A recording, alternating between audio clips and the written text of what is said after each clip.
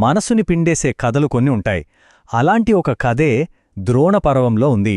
ఇది కేవలం ధైర్యం, ద్రోహం గురించే కాదు, అన్నింటికన్నా మించి ఒక యువ వీరుడి అంతిమ త్యాగం గురించిన కథ. ఒక యువ యోధుడు, వయసు కేవలం 16 అతని పరాక్రమానికి సాటి లేదంటారు. వెళ్తున్న దారినుంచి తిరిగి రావడం ఎలాగో తెలియదు, అయినా సరే ధర్మం కోసం వెనకడుగు వేయలేదు. అలా ఒక మృత్యుచక్రంలోకి, ఒక పద్మవ్యూహంలోకి ప్రవేశించాడు. ఇది అభిమన్యుడి కథ. సరే, కథ ఎలా మొదలైందంటే, భీష్ముడు యుద్ధంలో పడిపోయాడు. ఇప్పుడు కౌరవ సైన్యానికి కొత్త సేనాధిపతి ద్రోణాచార్యుడు. ఆయన మీద భయంకరమైన ఒత్తిడి ఉంది, ఎలాగైనా పాండవులను ఓడించాలి అని. అందుకోసం ఆయన ఒక అద్భుతమైన, కాని అంతే భయంకరమైన వ్యూహాన్ని పన్నాడు. ఆ వ్యూహం పేరే చక్రవ్యూహం. దీని మామూలు సైనిక పద్మం అనుకుంటే పొరపాటే. ఇది ఒక తిరిగే మృత్యు యంత్రంలాంటిది. ఒక్కసారి లోపలికి వెళ్తే చాలు, వెనకాల దారులు మూసుకుపోతాయి. ఇక అంతే, శత్రువు ఒంటరి అయిపోతాడు, చిక్కిపోయి నాశనమైపోతాడు. ఇప్పుడు చూడండి పాండవుల పరిస్థితి ఎంత కష్టంగా మారిందో. ఈ చక్రవ్యూహాన్ని ఛేదించటం, మళ్ళీ సురక్షితంగా బయటికి రావడం తెలిసిన ఒకే ఒక్క వ్యక్తి అర్జునుడు. కాని కౌరవులు చాలా తెలివిగా ఒక ప్లాన్ వేసి అర్జునుణ్ణి యుద్ధరంగం నుంచి చాలా దూరంగా తీసుకుపోయారు. అలాంటి క్లిష్ట పరిస్థితుల్లో ఒకే ఒక ఆశాకిరణం కనిపించింది. అర్జునుడి కొడుకు, 16 యువకుడు అభిమన్యుడు. కాని అసలు విషాదం ఇక్కడే ఉంది. అభిమన్యుడికి చక్రవ్యూహంలోకి ఎలా వెళ్లాలో మాత్రమే తెలుసు, బయటకెలా రావాలో తెలీదు. తల్లి గర్భంలో ఉన్నప్పుడు తండ్రి చెప్పిన మాటలు విన్నాడు, కాని ఆఖరి భాగం అంటే బయటకొచ్చే మార్గం గురించి వినలేకపోయాడు.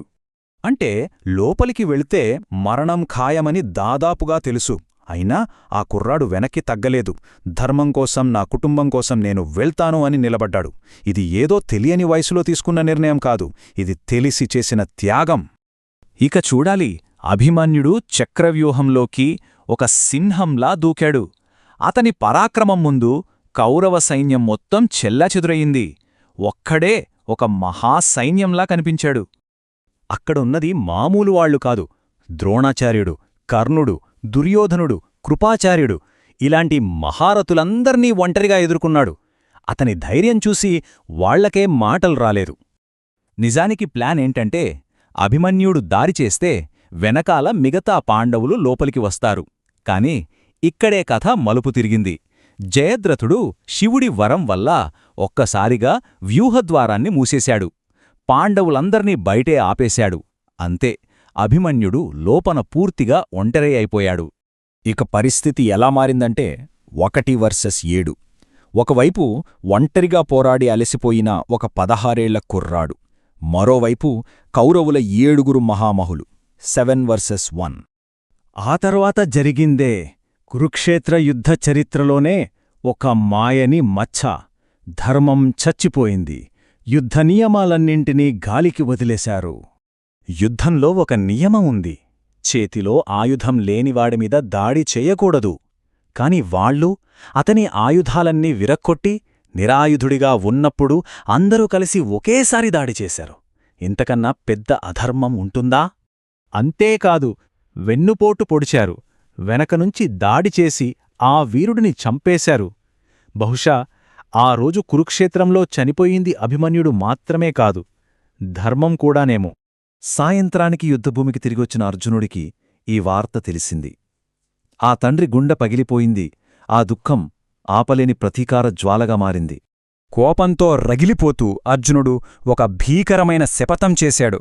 రేపటి సూర్యాస్తమయంలోగా నా కొడుకు చావుకి కారణమైన జయద్రథుడిని నేను చంపకపోతే నేనే అగ్నిప్రవేశం చేస్తాను అని. ఇక కృష్ణుడు రంగంలోకి దిగాడు. కౌరవులు జయద్రథుణ్ణి దాచిపెట్టారు. సూర్యాస్తమయం దగ్గర పడుతోంది. అప్పుడు కృష్ణుడు తన మాయతో సూర్యుడిని కప్పేశాడు.